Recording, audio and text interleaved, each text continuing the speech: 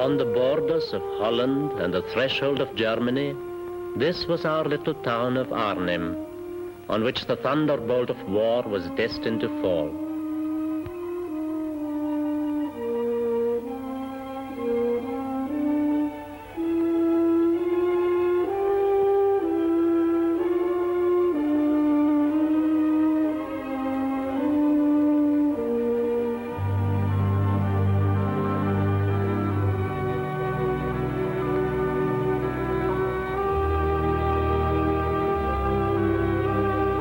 In Arnhem now, the sound and the fury is stilled. The Nether Rhine flows peacefully, no longer tinged with the blood that was shed to hold the Arnhem Bridge. The bridge. This is all that remains of the bridge they fought so desperately to hold, those brave men of the sky who came lightly equipped, as airborne troops must, to fight for 48 hours, and then fought day after day against the tanks and heavy weapons of the Huns.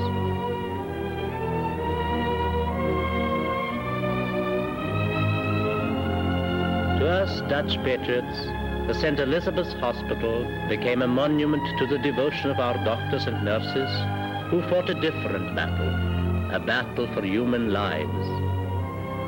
The village church at Oosterbeek, where once our families spent peaceful Sunday mornings, here the British boys fought a hand-to-hand battle over the litter of hymn books and debris.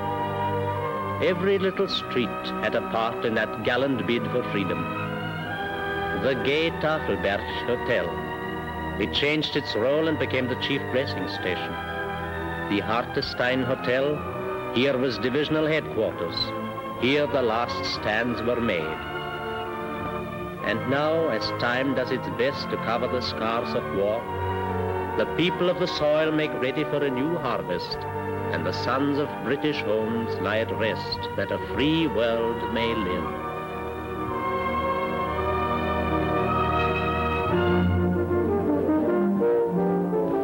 In September 1944, to British airborne troops, Arnhem was just a name on a map, a town with a bridge 60 miles behind the enemy lines.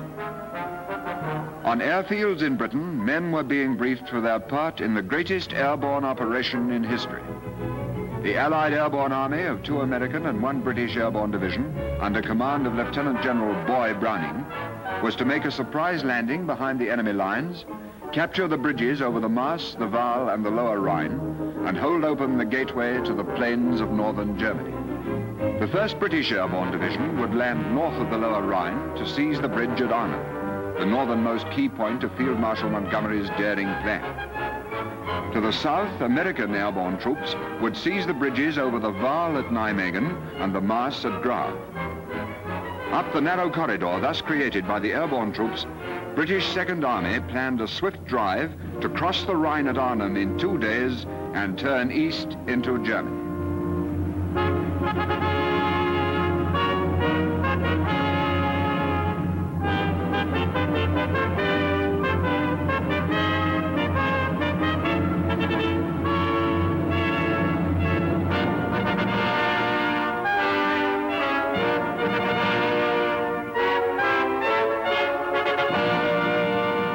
Take a good look, pay attention, and try and keep awake. Now, this is our dropping zone for tomorrow. It's 6 miles out of the town, so we'll have to go as fast as we can for the bridge. Now, there's a railway bridge here, a pontoon bridge here, and this is the big one here. That's our objective. 2nd Battalion take that.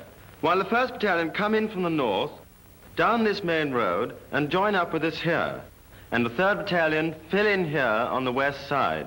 Like that, we form a ring around the bridge. So you get the idea. Our brigade forms a bridgehead for the river day and night. The next day, the 2nd Lift gets in and makes the bridgehead bigger so the 2nd Army tanks can get a clean run through when they arrive.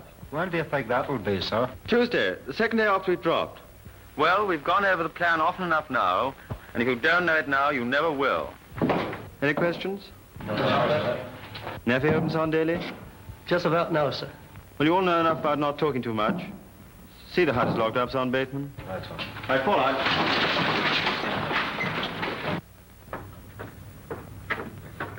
Come on, you two. Get an early cap. You'll need it. Looks like I made a thing this time. How many times have we had a cancel now? 16, isn't it? Maybe 17 now. Hey, Tom, you know that Queenie? I'm sure she's a spy. You know, the one that looks like a carrier pigeon. Halt! Looker, take down a blackout when I switch the light out.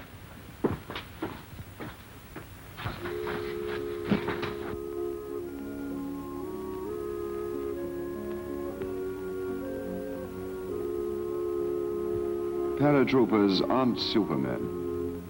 These, for all the deeds they were to accomplish, are just ordinary people. Sergeant Jack Bateman of County Down, Ireland. He was a peacetime soldier. Sergeant John Daly of Waterford, Ireland. Also a peacetime soldier. He came from a farm. Private Peter Holt of Middlesex, machinist. Private Tommy Scullion of Ballymena, County Antrim, pay clerk. Private David Parker of Irvine, Scotland, farm worker. Private Luca from Dorsetshire, electrician. Private Titch Preston of Grimsby, wagon driver. Corporal Pierce from Wales. He used to keep a fish and chip shop before the war. Private Van Rysel from Staffordshire. He was a pattern maker in the potteries. Private Reginald Spray of London, electrical engineer. Just ordinary men.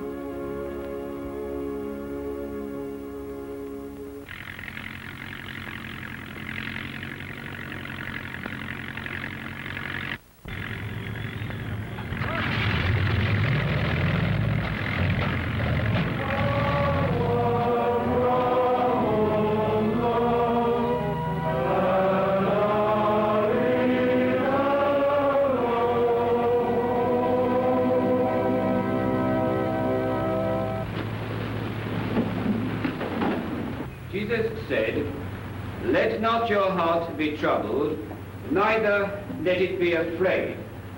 And he that believeth on me hath everlasting life." We know now that very soon we shall be once again on enemy-occupied territory. We know our strength, but we are conscious of our weaknesses. But we believe that we are, in some mysterious measure, God's instruments, and we are called to right grievous wrongs. So let us here dedicate ourselves to his service, prepared for ordeal and suffering.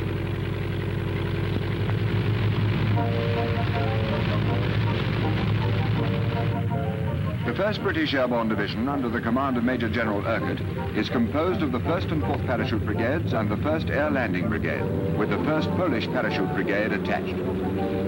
This force of more than 12,000 men will fly from Britain in 1,100 aircraft and 700 gliders. They will fly in 3 lifts, crossing and landing in enemy-held territory in broad daylight, protected by fighters and light bombers of the Tactical Air Force. The Air Landing Brigade are to take off in the 1st lift.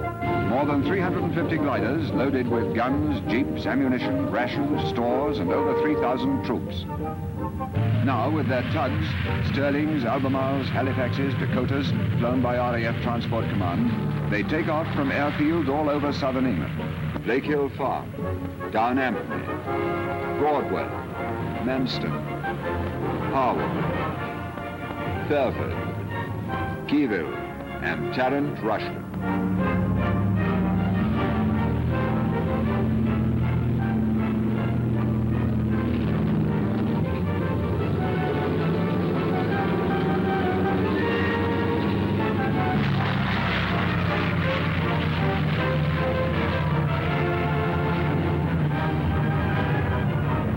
Dakotas of the American 9th Troop Carrier Command, manned by American pilots and air crews, are to carry over 2,000 men of the 1st Parachute Brigade. 5, 6, 7, 8, 9, 10, 11, 12, 13, 14, 15, 16, 17, 18.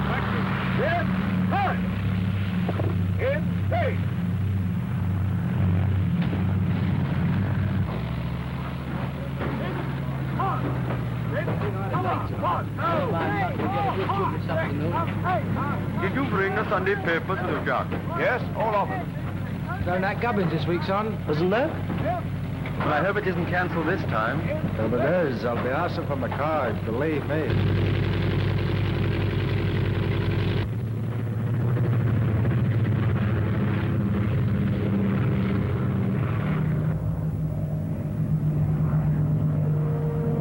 As the unending stream of gliders flies east over England, heading for the Thames estuary, the people of Britain are on their way to church. It is Sunday, September the 17th, 1944, Thanksgiving Day for the Battle of Britain. 4 years ago, that battle was won. Now, thanks to the few, the many set out to carry the fight to the enemy.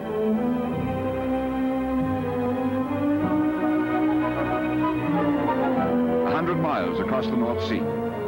Then the Dutch coast, south of the Hook. From now on, it's enemy-occupied territory. Desolate, sodden fields, flooded by the Germans to halt our advancing armies. The cruelest blow to an already starving Holland.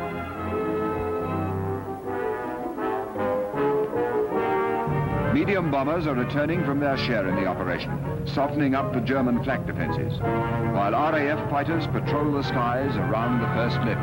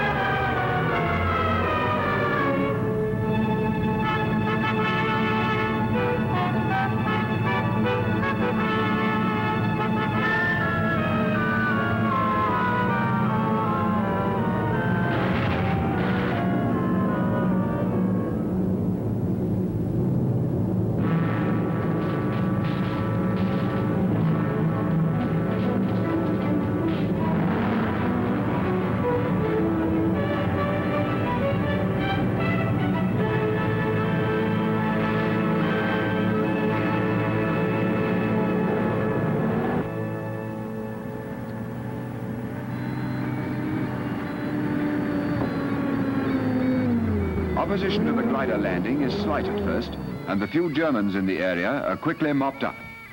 The task of the Air Landing Brigade is to secure the landing areas and so protect the arrival of the Parachute Brigade and the 2 lifts to follow.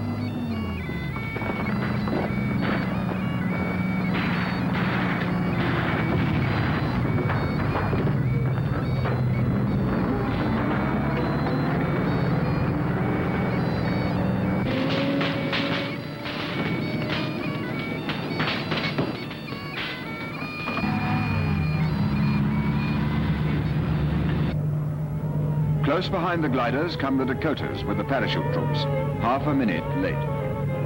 Their American crews fly in tight formation as they approach the dropping zone at 500 feet.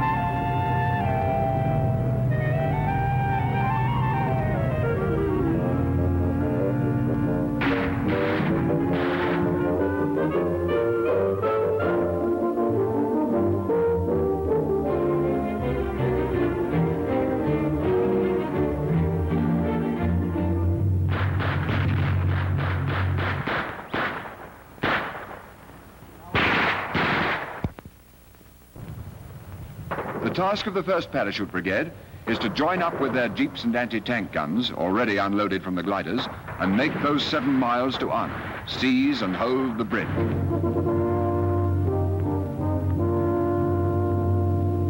Right, we all present? Number 1 section? Number 2 section? Sir. Number 3? 1 mess and private hold, sir. Right, the time is now 14:40. They're ready to move the bridge immediately.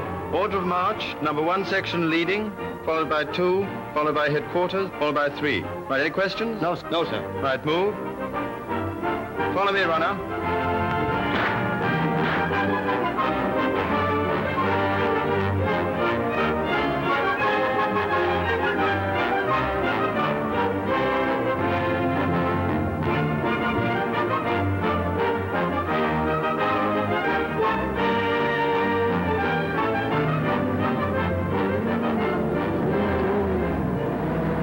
What battalion are you, laddie? Private hold, 2nd Battalion, sir.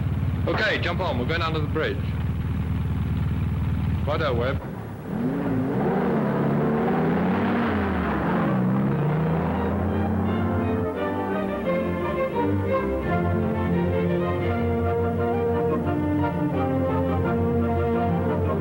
The news of the landings spreads like wildfire through the villages.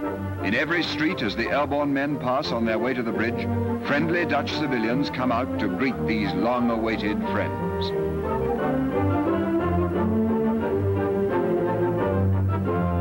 Members of the underground resistance movement, men who have planned for this day during 4 long years of Nazi domination, hasten to put themselves at the disposal of their allies.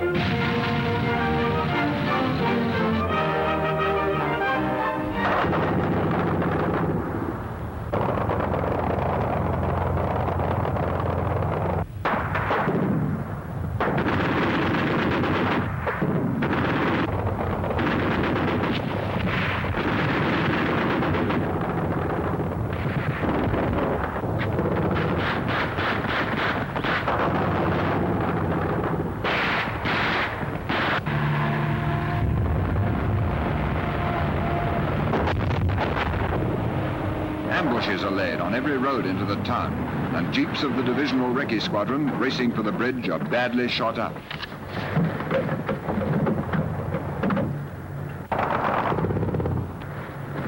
Take a look at the blokes, Holt. I'm afraid they've had it, sir. Hell. Okay, take cover in that house over there. I'll cover you across.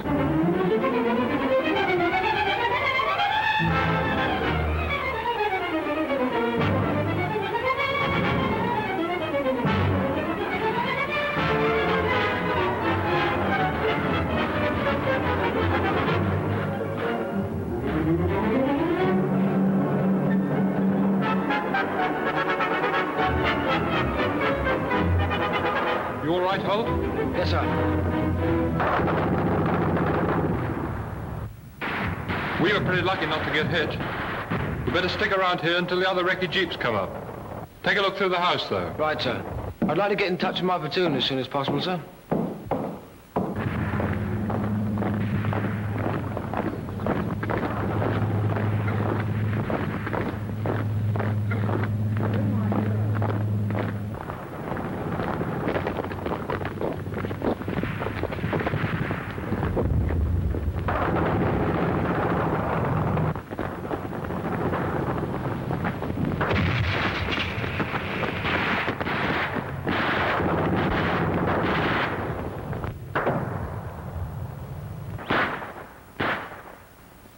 The railway bridge is down.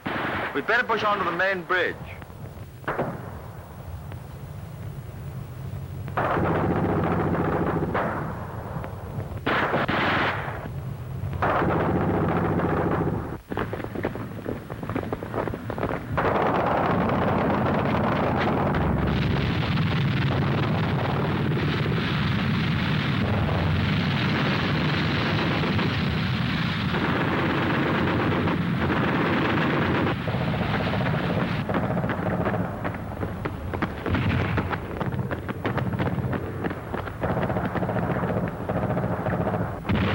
John, take a look out of the window and see if they've parked those jeeps all right.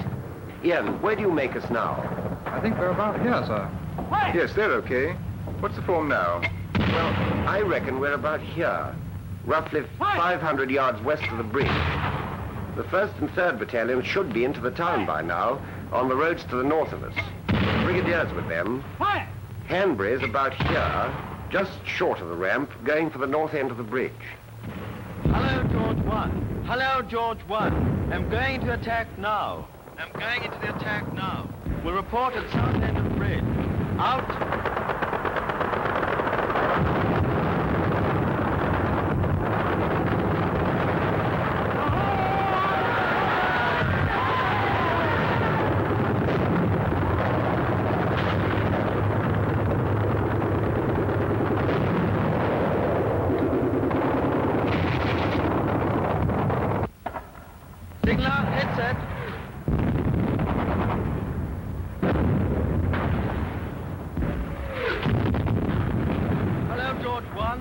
Hello, George 1. Heavy fire from pillbox and armor south of river. Cannot get on.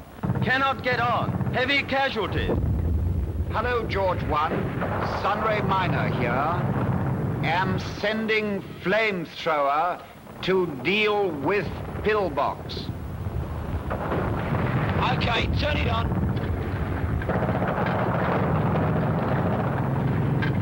Okay, then a minute.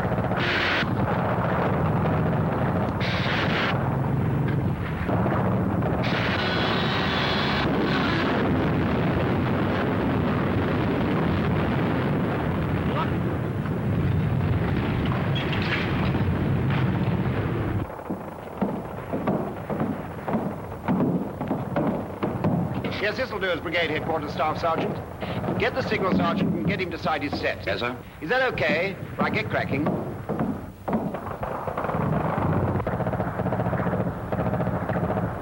They must be firing those Spandos from the other end of the bridge. I'll get the guns on them. Dennis? Yeah? You got a map? Yes.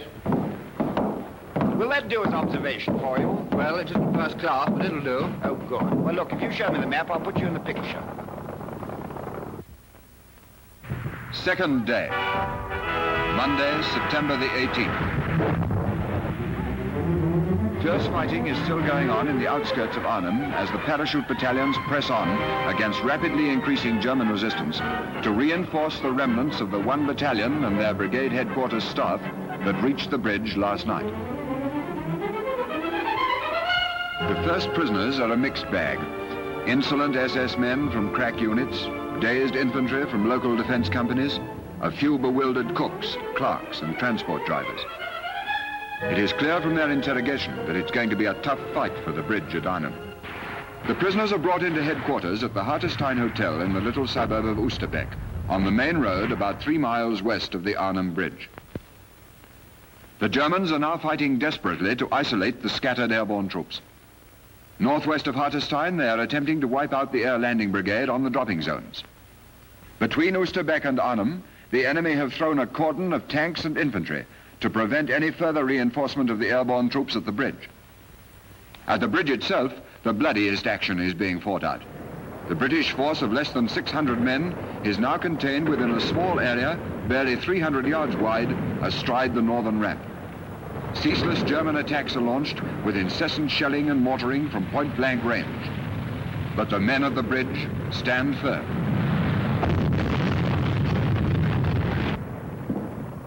No, Hanbury couldn't make the south end of the bridge. He had too many casualties and he ran into tanks. Our orders now are we've got to hold the north end until we're relieved. Did you get me, Jen, on the set? Yes, terrific. The armor's at Grave and going flat out for Nijmegen. Good. There must be another half tracks. Let's go and look. All right, Tony, you can go and have a wash now. Okay.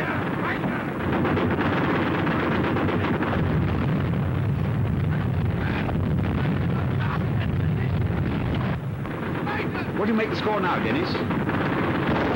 Looks like 8 half tracks and a few on deck. Not a bad morning's work, got off the line. When second lift arrives, we'll really get cracking.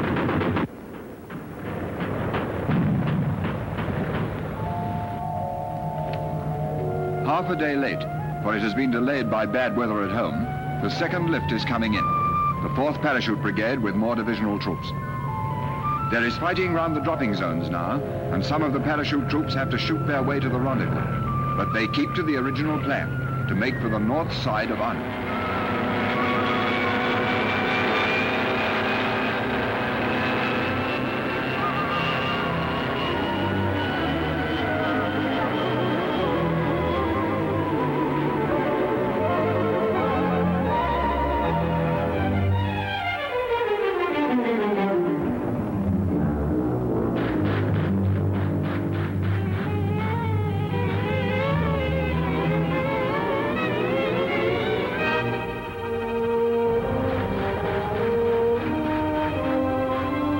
Meanwhile, on the landing zones, gunners, engineers, REME, ordnance, RASC, and medical personnel unload their gliders under spasmodic mortar and machine gun fire.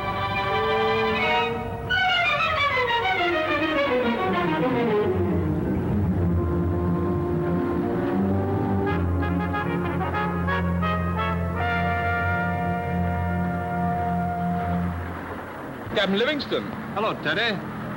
Hello, Jimmy. What's happening? Well, I've just been talking to a recce officer. The second have got the bridge all right. They're having a terrible time. What about the first and third? They're trying to get through, and we're moving in with the 11th at first light. Okay. Right?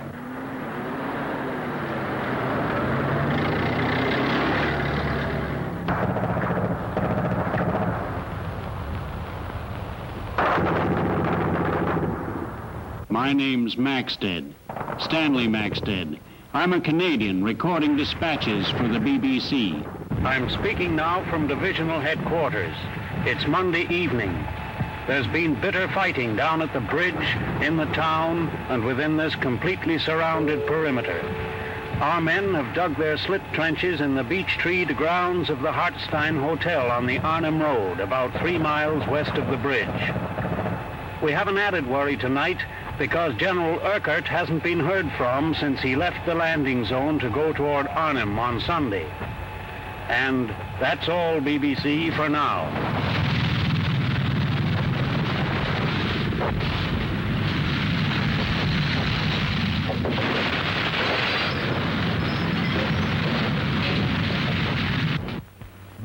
Third day. Tuesday, September the 19th. At first light, units of the second lift are starting to fight their way in towards Arnhem.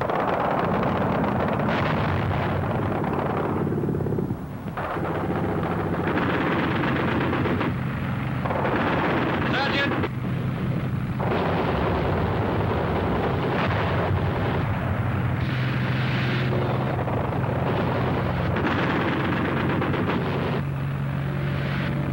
Can we have a shot at it with the beer, sir? Okay, off you go.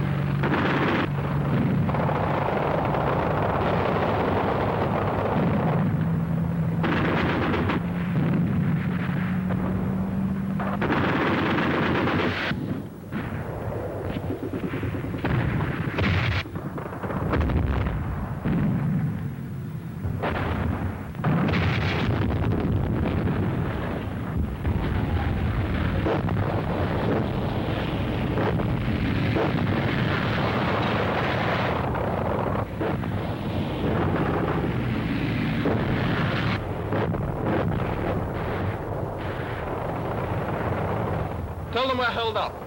Hello, Bigger One. Message for Sugarloaf Roger. Held up by machine guns and mortars. Unable to advance.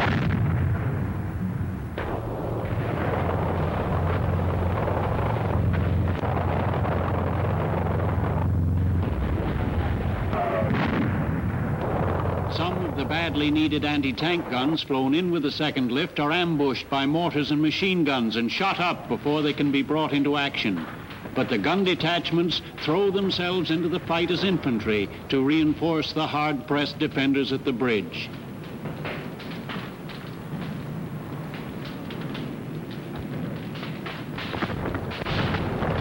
Through the woods and streets, they're fighting their way with desperate courage. More than 3/4 of the relieving force are killed or wounded.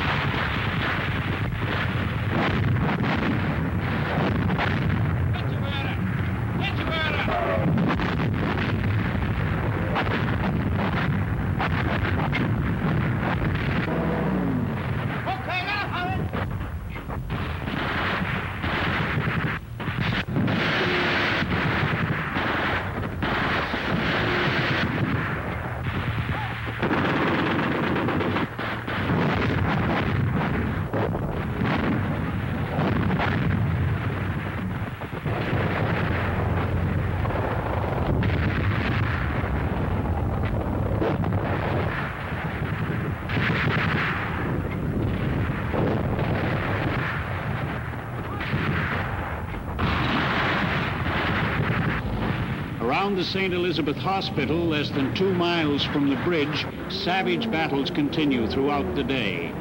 In the hospital, casualties are mounting, not only among the airborne men, but among Dutch patriots as well. A two-way traffic of stretcher bearers, nurses, and wounded passes and repasses endlessly on the main staircase.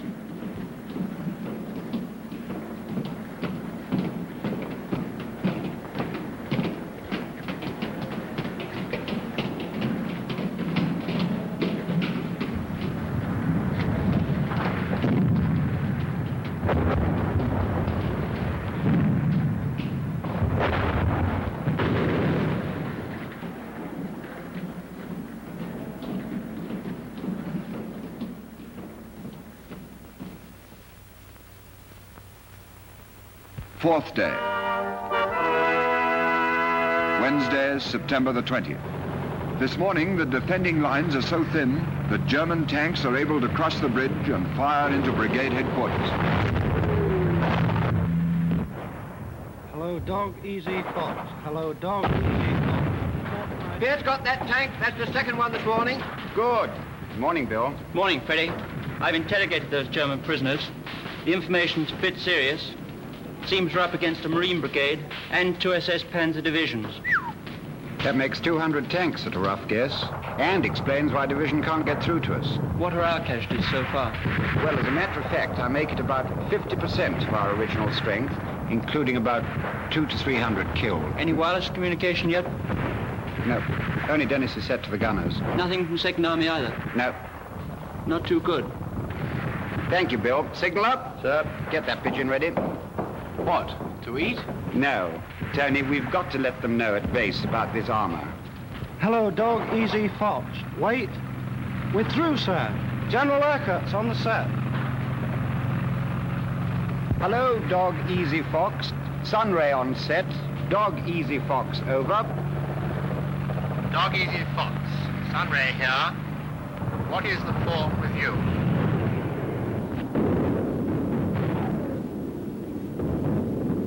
All attempts to reach you from this side have failed, and we cannot do anything more about it. The people to your south are doing everything they can to get to you tonight. Hang on until tomorrow morning. Tell the chaps that they are doing magnificent. Dog Easy Fox, over. Hello, Dog Easy Fox. Wilco. We can hang on. The troops' morale is very high. Dog Easy Fox, out. Dennis, come over here, will you?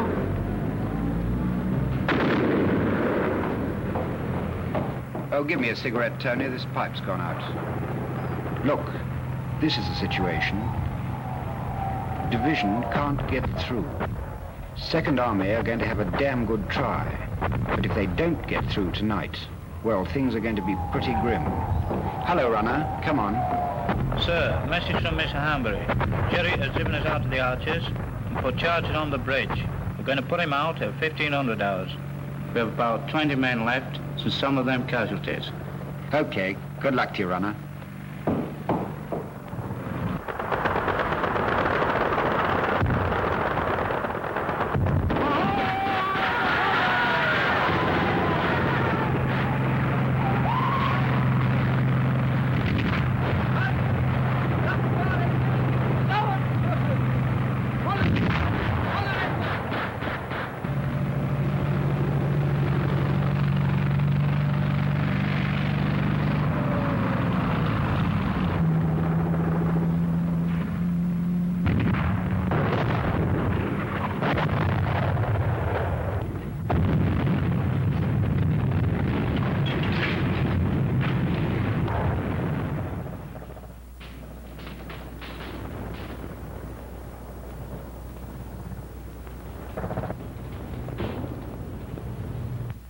Is the Colonel awake? Yes, Freddie. What is it? A word in your ear, Johnny. Well, the house is headed. Is it on fire? Well and truly. Is there anywhere we can move the wounded? Not a hope. We're completely surrounded. Well, I've spoken to the doctors. We can't possibly allow over 200 wounded to be burnt to death.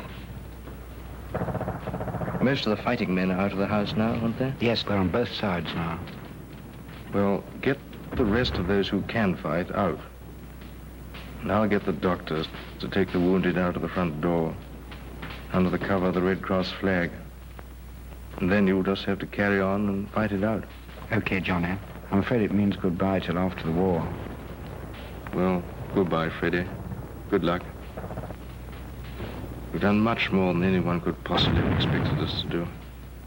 After all, the division was only supposed to hold the bridge for 2 days. We ourselves have held it twice as long.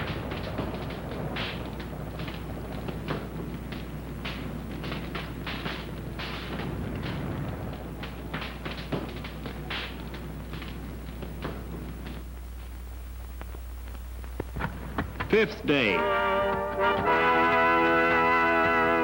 Thursday, September the 21st. In the grounds of divisional headquarters at the Hartenstein Hotel, our men are digging in. Up at the house, plans are being made to meet the changing situation. We've just moved out of this wooded area here and moved into these houses on the Oosterbeek Road, this side of the river. I see. Any news of the Second Army yet? Yes, they captured Nijmegen Bridge intact just... Oh, good. Hello, Hugh. Conference over. What's it for? They've just broken up. Now, I'm afraid that nothing more can be done from this side to help the 1st Brigade at the bridge. The plan now is to pull back from Arnhem and form a tight perimeter here, round the Hartenstein. The Germans have succeeded in blocking us on 3 sides, but we must fight to keep a foothold north of the Rhine so that 2nd Army can cross when they arrive. What about the Poles? Oh, yes. We must get them across the river as quickly as possible after they drop this afternoon to help thicken up the perimeter.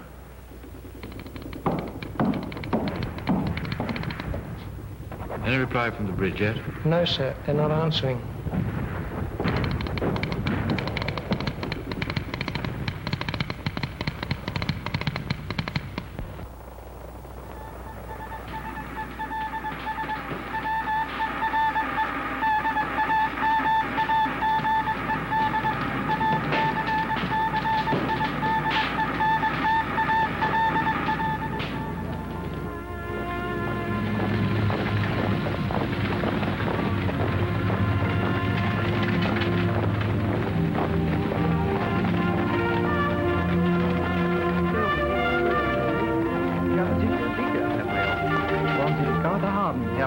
Bitte, bitte.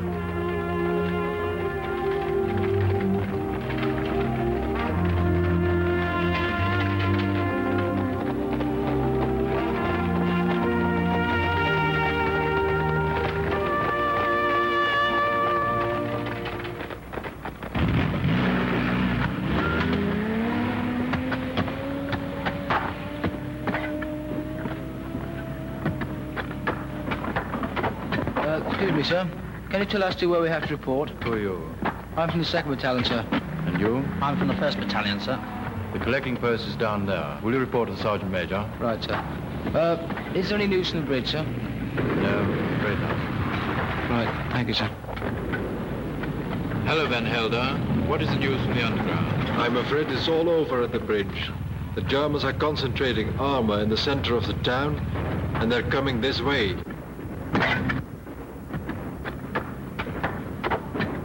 Us to have been told to report to you, Sergeant Major. What mob are you in? I'm from the 2nd Battalion, this chap's from the 1st. There's one of your chaps over there. Get yourselves dug in. Right, sir. Okay. Hiya, Tom. Oh, hello, Pete. What are you doing here? Oh, I got lost from the boys in the dark. What happened to you? Oh, I got tangled up in a tree. Well, come on, jump in and grab a shovel.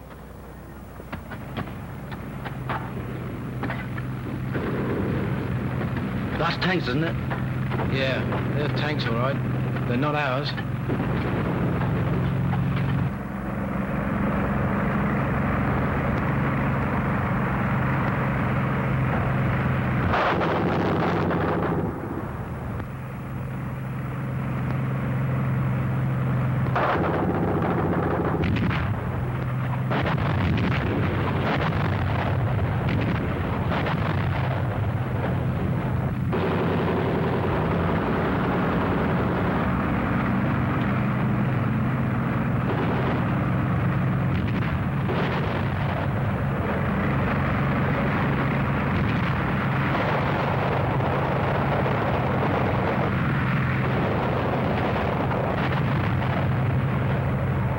due to the force at the bridge being wiped out, the Germans are now able to concentrate all their force against the Hartestein perimeter. Working in 2s and 3s, enemy tanks push through the woods, probing to find a weak spot in our defenses. In the streets, too, German tanks are busy nosing their way between the devastated houses. The few remaining anti-tank guns fight them off at point-blank range.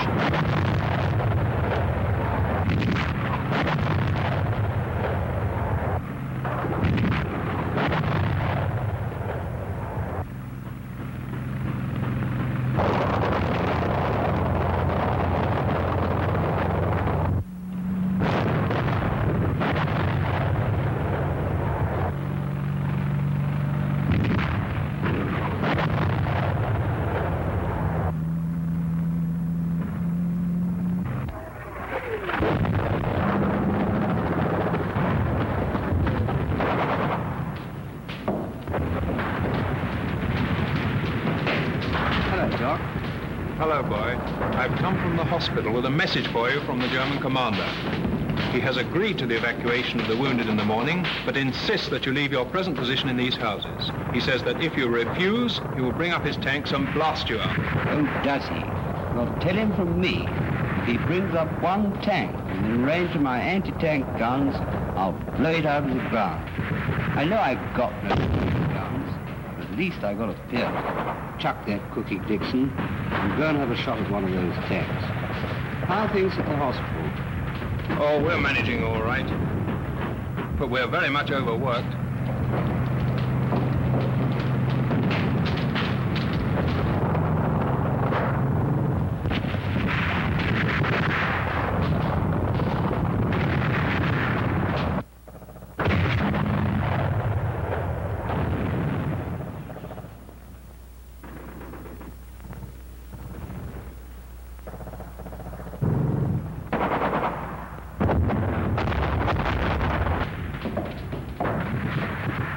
Got him, sir.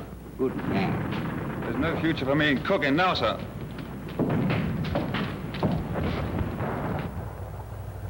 Tommy, everything all right? Yep, look who's turned up. Hello, Sergeant Bateman. Where have you been? Home for a weekend? I got picked up by a wreckage jeep. I think I've been with every unit in the div except our own, trying to get through the bridge. What's happened to the platoon, anyway? I don't know. Lost someone died, mate. Have you any bags, son? You're lucky. Don't smoke it until the morning, bud.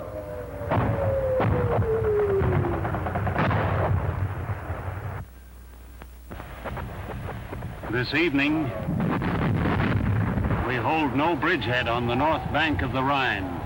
Here in the shrinking perimeter, the Germans are plastering us unmercifully with mortars and 88s. And they've taken the ferry, so the Poles who dropped below the river aren't across to us yet.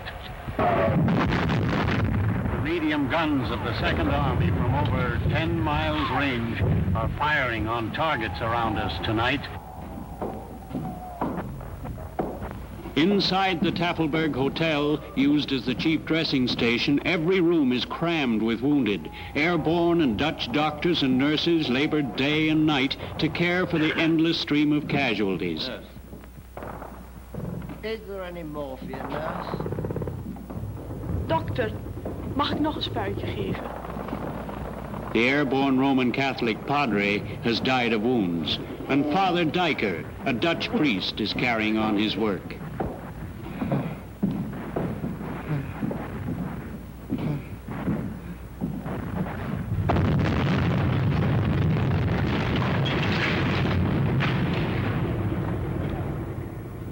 Are they still operating? No, sir. The theatre ceiling's just fallen in. Nobody hurt. Any fracture? I don't think so. Good.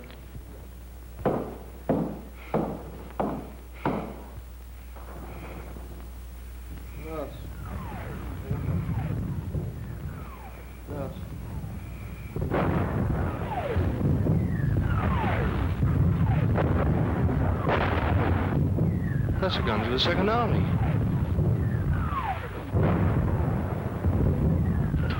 That's the guns of the Second Army. Aye, they sound a bit nearer. They've been going at it all afternoon. Aye, but they're not here yet.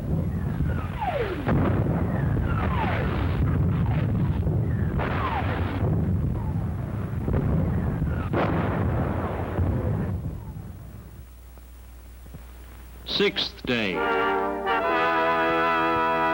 Friday, September the 22nd. Although it has become a fight for survival now, never for one moment does any man doubt that the Second Army will get up to us. With an enemy who seems to grow stronger hour by hour, attacking from all sides, with our ammunition short, with little food and without rest, the airborne men regroup and fight on.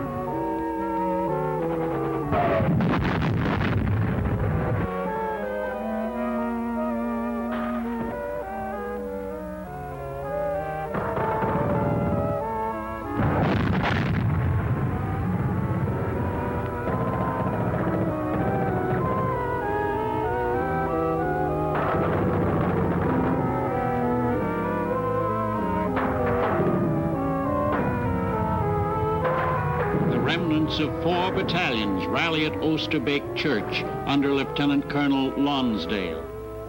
Well, now the form is, I have withdrawn you from the open ground by the river. I want you to rest here for 2 hours, in which time get a meal from what you have left. Get yourselves clean and be prepared to move out to a new position around the houses on the south side of the perimeter. On this position, we must stand or fall and fight to the last round. This edge of the perimeter is being held by a mixed bag consisting of the 1st Battalion, the 3rd Battalion, the 11th Battalion, and the South Staffordshire Regiment. This force will be known as Lonsdale Force. My headquarters will be in the church here. The news of the Second Army is that their armored reconnaissance patrols have reached the far side of the river. The Polish Parachute Brigade has landed on the far side of the river. So far, we have had a good battle against good troops that are not up to our standard. We have fought them in North Africa, in Sicily, and Italy, and at times against overwhelming odds. They were not good enough for us then, and they are not good enough for us now. Get yourselves damn well dug in and shoot to kill. I'm going off on a reconnaissance now, and good luck to you all.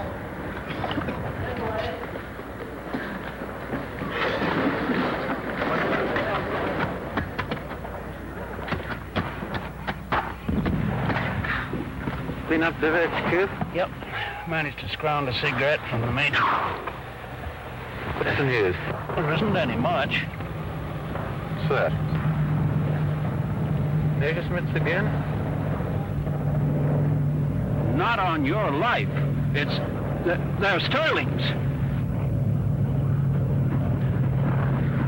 A moment ago, we heard the engines of heavy aircraft, and now flying low to drop their supplies, I can see over the tops of the trees Sterlings, Halifaxes, Dakotas, and now parachutes are blossoming out like bunches of chrysanthemums. What they dropped to us yesterday mostly went to the enemy, but it wasn't the RAF's fault, bless them. And now they seem, as they leave the aircraft, to be dropping much nearer to us. Some, a few, are even dropping in the ground. All those beautiful parachutes.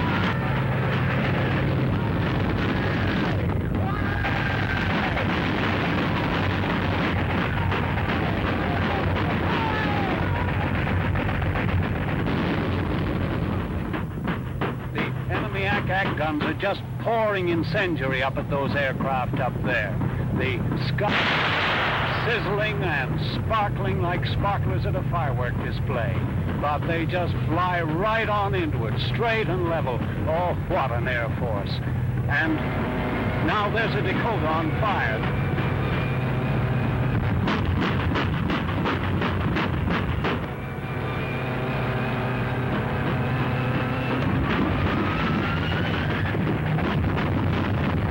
There's another plane hit. His wings burning, his fuselage is on fire. There go the crew. 3, 4, it must be the pilot that's staying in. She's nosing downward now. It is the pilot that's staying in. He's sending that plane right down the tracer screen. He's going to crash that aircraft right onto the German guns that are firing at him now.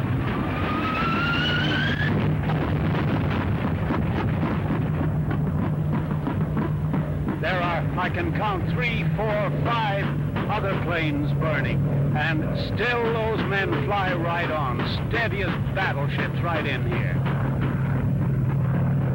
Those containers are dropping much closer than they did yesterday, but now I can see that they're still dropping beyond the line of trees. The RAF are dropping them in the right place. It isn't their fault, but we're not there. We've been pushed in from there. What a shame, though, after the show that those flyers have put up. Such a wonderful show that we won't be able to reach more of those supplies. There's no more shouting and waving and laughing now. It's a desperate disappointment for these men. They don't demand much. All they ask is something to hit back with.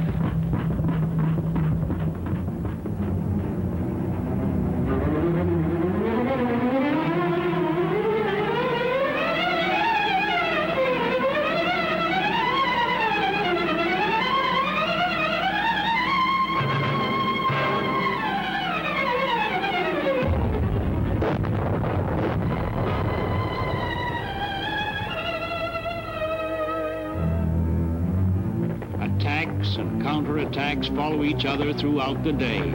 Every brick, every wall, every house is part of the battle that ebbs to and fro. But tired as they are, the spirit of these men remains aggressive.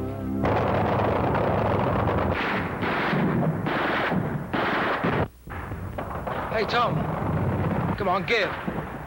What? That grenade. Oh, it's my last one. Come on, give.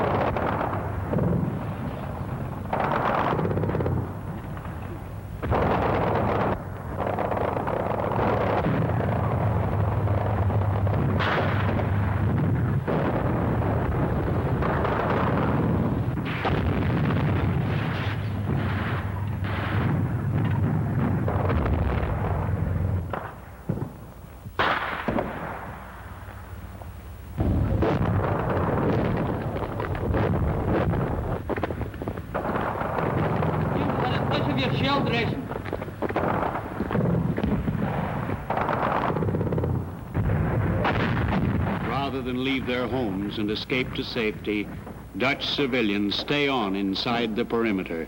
Precious food and water is shared, while Dutch housewives comfort our wounded in the cellars of their shattered houses. How are you feeling now? Oh, not too bad.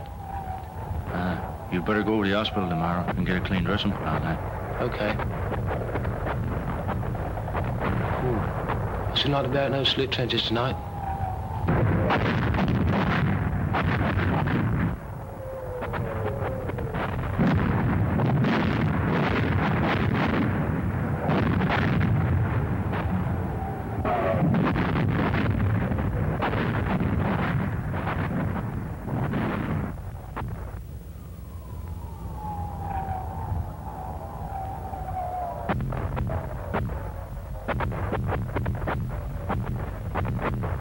Will I go and get a shovel and make us a bit deeper? Okay, off you go.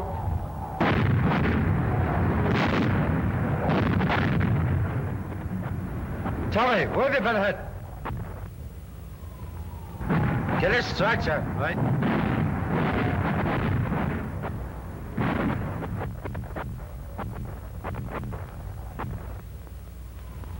Stretcher coming up. There's a padre now, Tommy. He'll help you. Take it easy, old chap. We'll soon have you with the doctor.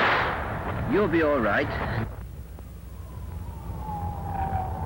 No, Padre. I'm sure. Will you do something for me?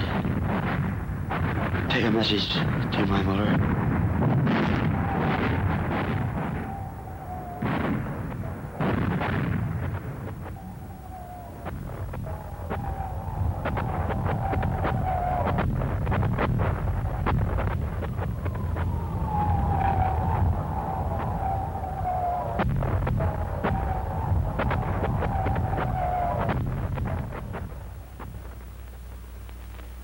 Seventh day. Saturday, September the 23rd. Blast, I think it's my foot. Now, Sergeant, you're not going to take your boots off in my boudoir, are you? What will the neighbours think? The perimeter defenses hold firm in spite of continuous shelling and mortaring. The most murderous concentrated fire I've seen in 2 wars. But shortage of food, ammunition, and sleep, coupled with incessant sniping, is beginning to tell.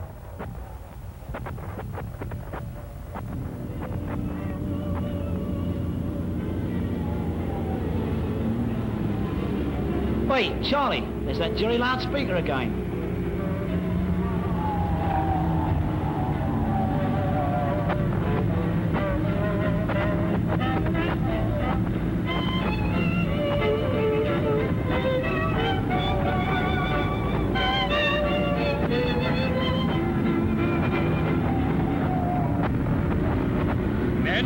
British 1st Airborne Division. If you want to live, to see your families again, surrender now. The alternative is total annihilation. You are completely surrounded. Come forward, waving white handkerchiefs, and you will be assured of good treatment. Well, they think we are a bunch of pansies to have white handkerchiefs after a week of this. And you know what you can do with your own white handkerchief? You surrender, and you can fall in! I repeat, men of the British 1st Airborne Division, if you want to live, to see your families again, surrender now. The alternative is total annihilation. You are completely surrounded. Come forward, waving white hands.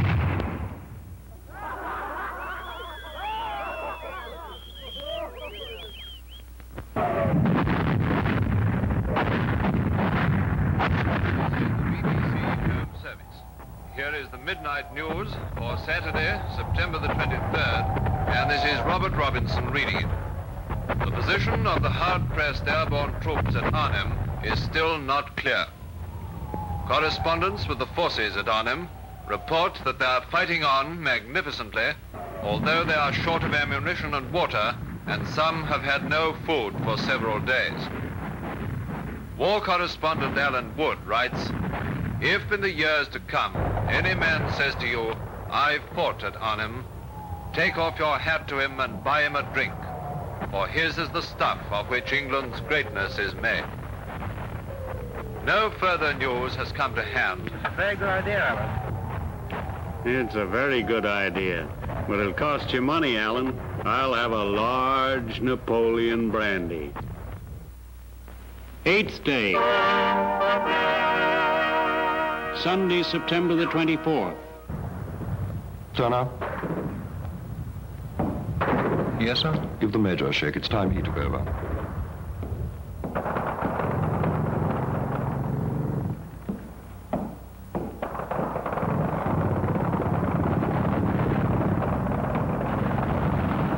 Good morning, David. What's been happening? Chief of Staff returned from the conference with 2nd Army just after midnight. Anything good? Well, they tried hard to get through on both Thursday and Friday nights, but the roads between Nijmegen and Arnhem are pretty tough going for tanks. They're under enemy fire the whole way. But they've got as far as Elst here. 2nd Army intends to make an assault tonight. The engineers are building a Class 40 bridge, and the Guards Armored Division are crossing into the perimeter. War diary, messages. Well, I hope to God they make it. Everybody's feeling a bit tired. I know.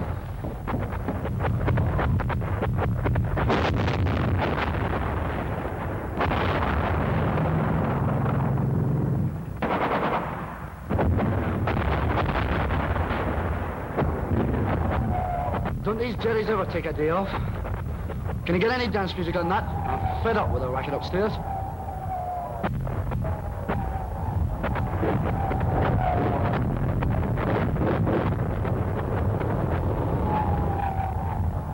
What do you think they're playing? What? You'll be far better off when you're dead.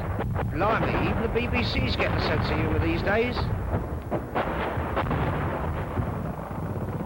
We hear today that our wounded are still taken to the dressing station at the Tafelberg, but it's in enemy hands now.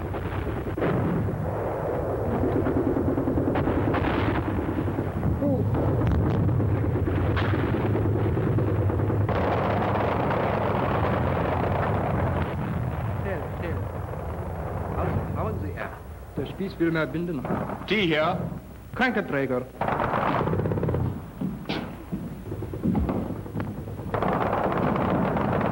Wasn't go outside. Oh, they got the Poles across the river last night, sir. In the army yet? Not the sausage. They'll be along.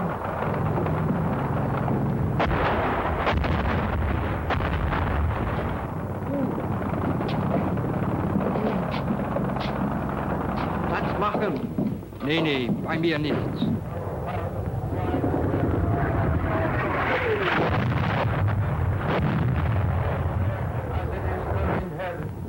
Give us this day our daily bread.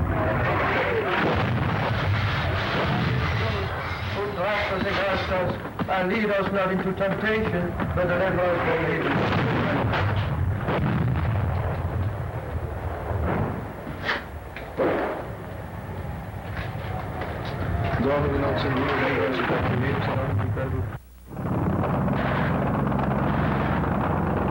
Watch out, he's coming out of that chimney.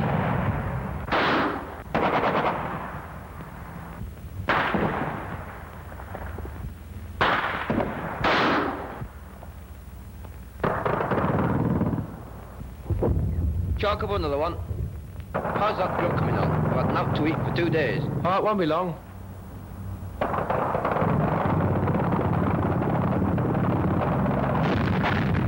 Well, you and Doc beat. What? Me saying that blooming hospital when Jerry took over? Not likely. I had a flesh wound anyway. As soon as that shell landed outside the hospital, that Jerry sentry ducked, I beat it. Give us something to keep the fire going.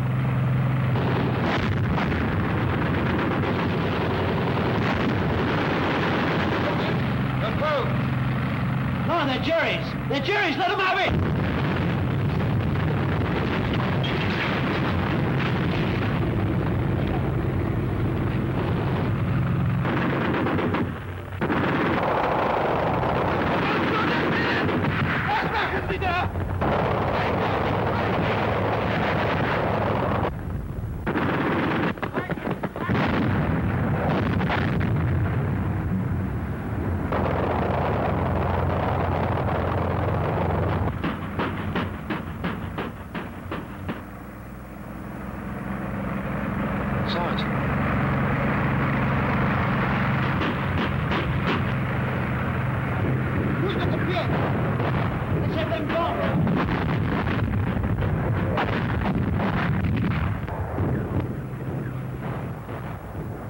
Sergeant Bateman. 9th day. Monday, September the 25th. David, what did the General say in that message to Second Army yesterday? He said that unless we're relieved today, we've had it. Here it is. All ranks are now completely exhausted as a result of 8 days' continuous effort. Lack of food and water and deficiency in arms combined with high casualties has had its effect. All ranks will be ordered to break out rather than surrender. We have done our best and will continue to do so as long as possible. It would do no good to try and record for you a picture of this place now. wouldn't believe it. These men are really hard-pressed, but do they know what quit? They do not. For 8 days and 16 hours, they fought and waited for that hard, battling Second Army. And if necessary, they'll go on fighting and waiting as long as there's breath left in their bodies. How much longer this can go on, I don't know, but it won't be the airborne men who call a halt. And that is all from Arnhem on Monday, September the 25th at tea time. Only there isn't any tea. Okay. Stanley.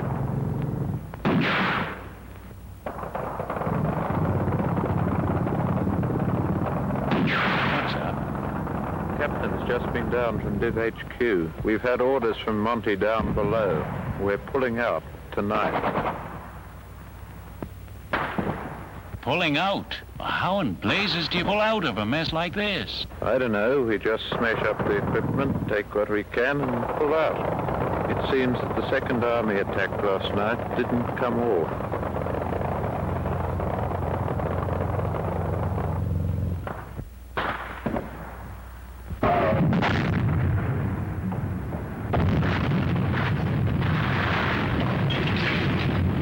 Any more steel ammo, sir? Excuse me. The boy in the cellar has died. What? Sergeant?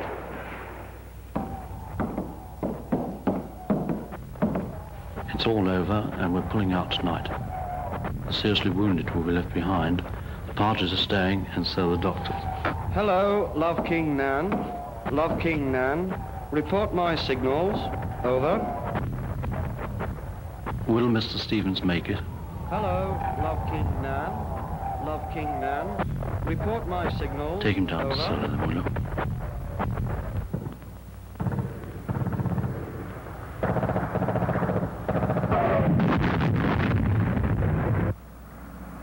That's the fourth bloke that's had it, trying to get that well today.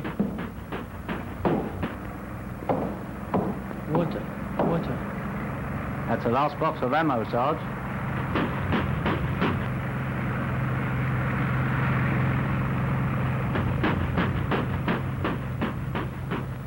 I'm sorry to be so much trouble, Joe. Wait, Nobby, water! Blimey, Moses couldn't have done better.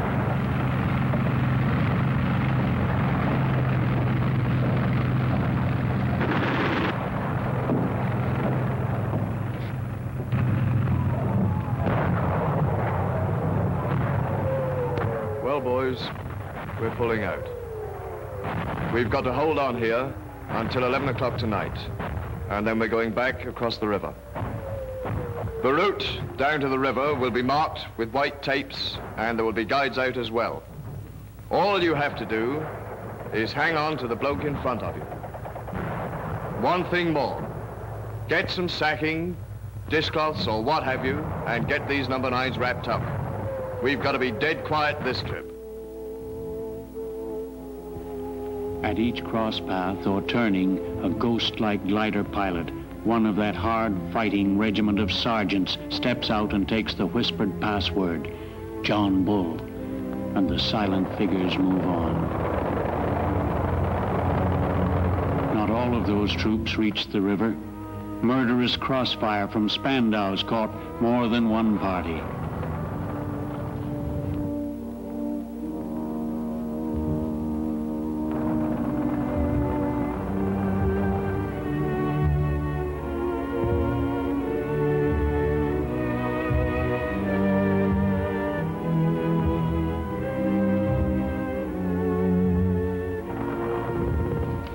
As the kindly Dutch folk watch us making our way down through the woods, they realize the hated enemy is again on their doorsteps. But their devotion to those left behind never wavered for a moment.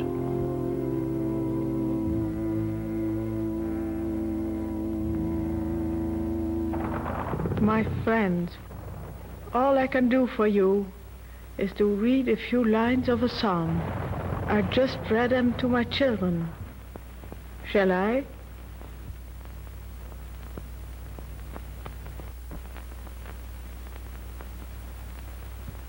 He that dwelleth in the secret place of the Most High shall abide under the shadow of the Almighty.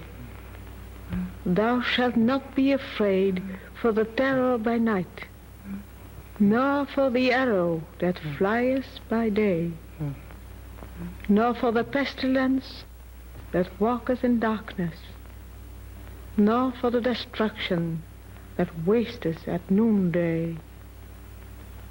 1,000 shall fall at thy side, and 10,000 at thy right hand, but it shall not come nigh thee. For he shall give his angels charge over thee, to keep thee in all thy ways.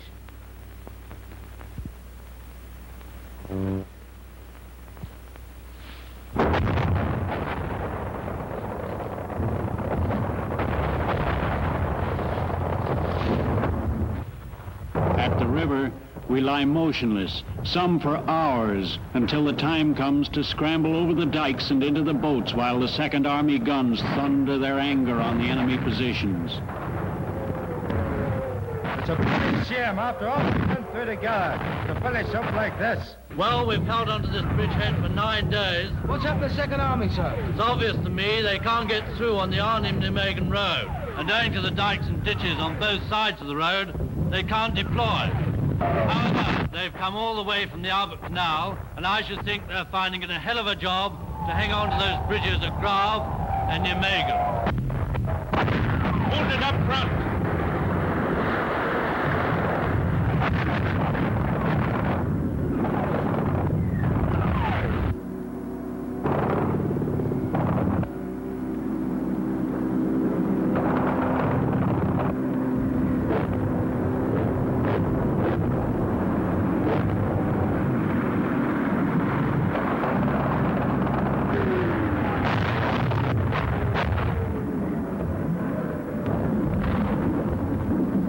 Ourselves into a boat. Just now I heard a voice that was sheer music saying, "You better step lively, boys, 'tain't healthy around here." It was a Canadian voice, and these are Canadian engineers who are manning the assault craft, who've hauled them overland under enemy fire through a narrow German-flanked corridor over fields and dikes to come and get us out of hell across this swift-flowing river.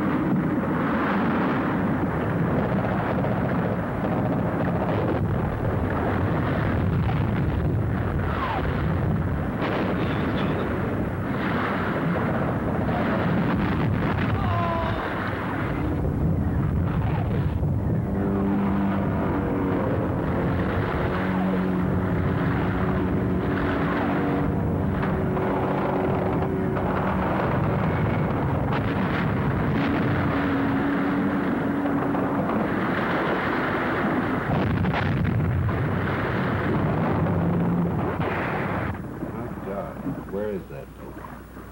That last boat's had it. I'm going to swim for it. Every man for himself.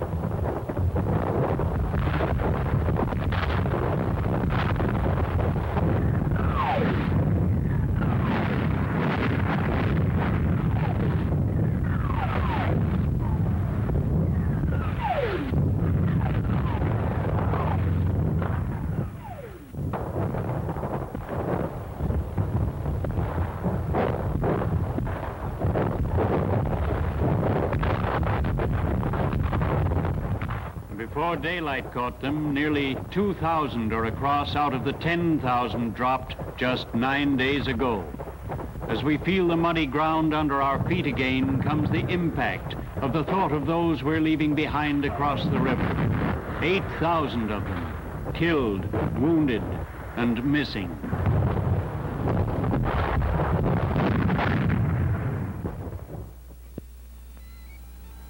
And that's how they came from Elst toward Nijmegen. They had fought a good fight and kept the faith with you at home.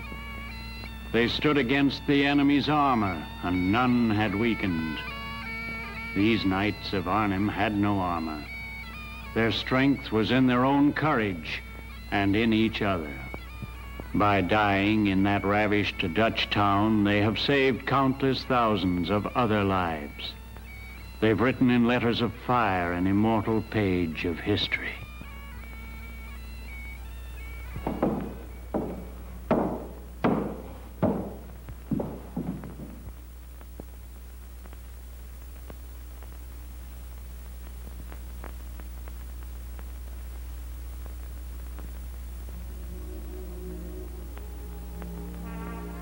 Private Tommy Scullion of Ballymena, County Antrim. Their manner of passing shall be carried like a banner borne high by all who shall come after.